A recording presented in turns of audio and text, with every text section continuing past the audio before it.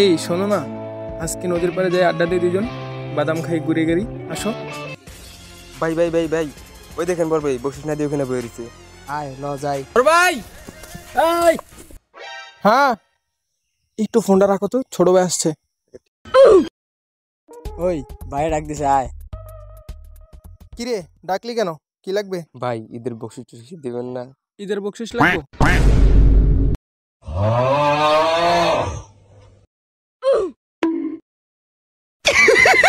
पैसा ही पैसा होगा।